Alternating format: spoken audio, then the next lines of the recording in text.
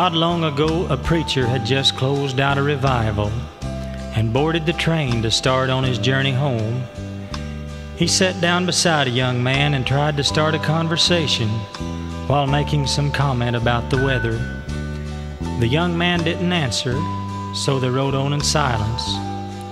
And in a little while, the preacher heard the young man break out in sobs. So he leaned over and put his arm around his shoulder. And he said, "Son, I'm a minister, and I'd like to help you in some way if I can." The young man replied, "Yes, preacher, I've got to talk to someone. For you see, my trouble all started about 2 years ago. I had actually gotten so wicked that I went so far as to strike my dad with my fist.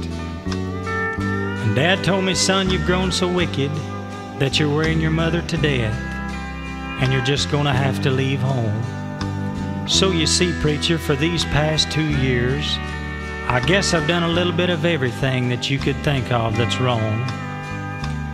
But about a week ago, I knelt at an old-fashioned altar, and the Lord wonderfully saved my soul. And the first thing that I thought of was my dear old mother and dad, and how I'd love to go back home. So I sat down and wrote my dad a letter. And I said, 'Dad, if you can find it in your heart to forgive me, please let me come back home.' I told him that I would be on this train, and if he wanted me to get off, I would." Well, now this sort of confused the preacher a little, and he said, "Son, just how are you going to know that your father has forgiven you?" The young man replied, "Preacher, for just about all my life we've lived by these old railroad tracks in a little broken down house. And out in the backyard stands an old apple tree.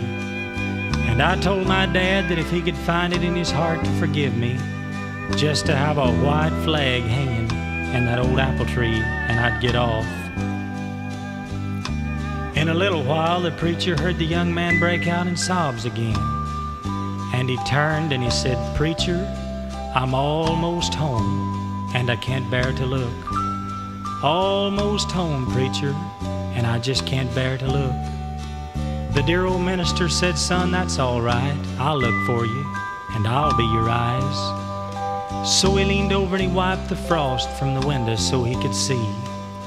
And as he looked out, a great big old smile came over his face. And he turned to the young man and said, "Son, you don't have a thing in this world to worry about. Why, it looks like that old apple tree is in full bloom. Son, there's white flags hanging all over it. And that's not all. For down underneath stands a dear old mother and dad. And they're not only waving white flags, but son, they've got a great big old white bed sheet. And they're waving and they're calling, 'Come on home, son. We still love you. Come on home.'" Coming home, coming